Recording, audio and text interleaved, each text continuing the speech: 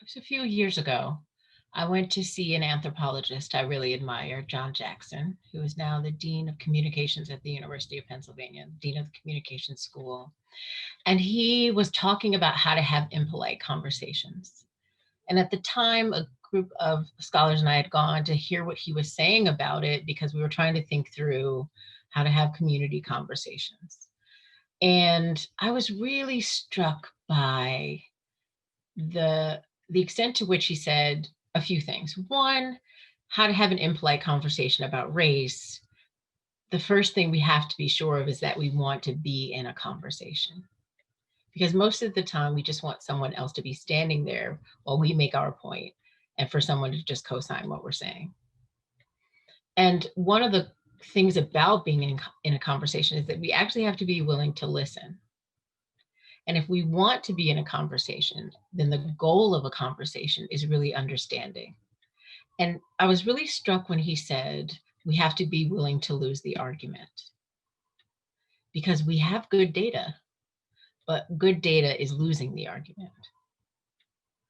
So I was really struck by that for several reasons. As a scholar of race and someone who teaches about racial inequality, it gave me a real insight into many students who are resistant to the data that shows us racial inequality persists, that there are all kinds of ways in which we can measure racial inequality and its impact on whether we live or die, whether we have housing or not, what that housing is worth, whether we have access to income or not, whether we have wealth or not, and all of these ways, whether we have access to clean air and water, whether we have access to healthcare, whether our neighborhoods are impacted by environmental pollutants that cause asthma and all kinds of adverse health outcomes, or lead paint or lead in the water that cause adverse behavioral outcomes and challenge students' ability to learn.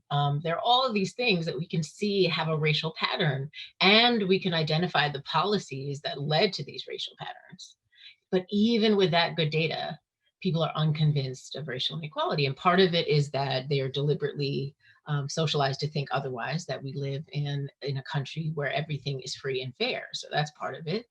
But the other part of it was that when we challenge the notion that America is a fair place for folks who have not been directly impacted and felt and seen that unfairness in their own lives, particularly on the axes of race, we're really telling them this group of people is not who you think they are. And so if they're not who you think they are, you're not who you think you are. Everything in your life doesn't mean what you've been told it means. And so we're then asking that person to dissolve. You are not who you think you are. So I have deep compassion for people who say, no, this country is fair. I got what I got because I deserve it. And if there is an aspect of race that helps us understand why people are on the bottom, it is because of their own cultural deficiencies, their attitudes, their behaviors. When really racial inequality is about different consequences for the same behaviors. Because many of the things we attribute to folks on the bottom, Black and brown populations, are behaviors we see across categories, right? They're consistent. But we see a real difference in, particularly when we think of drug use, consistent across populations, but really differential consequences for drug use across categories. Differences in arrest, adjudication, sentencing, opportunity for rehabilitation, drug rehabilitation and treatment, and what happens when people come home if they're arrested and adjudicated. So I think part of it is we're telling people the world is not how you've been told it is, and you're not who you think you are. And so people are deeply resistant to that. And I think that makes sense to me. So I think we have to think about not just showing people the data and expecting them to take from that the world is unequal and that we can do something about it. But we really have to usher people through that process to say, it's okay that everything is not as you've been told, because there are ways in which it could be even better than what we've been told.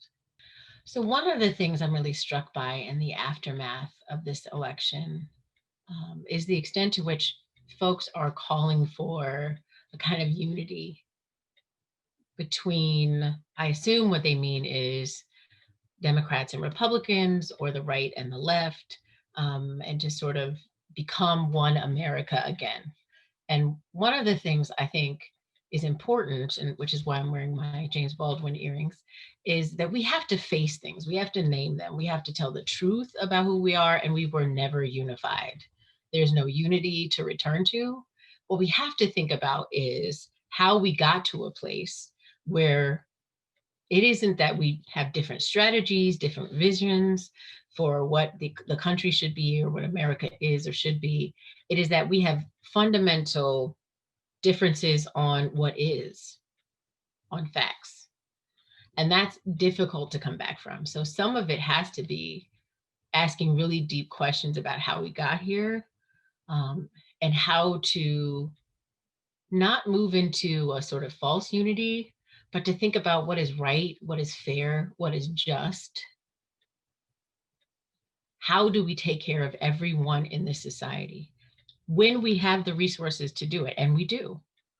How do we make sure that people have housing and food and access to healthcare and education, the ability to live their gifts and talents?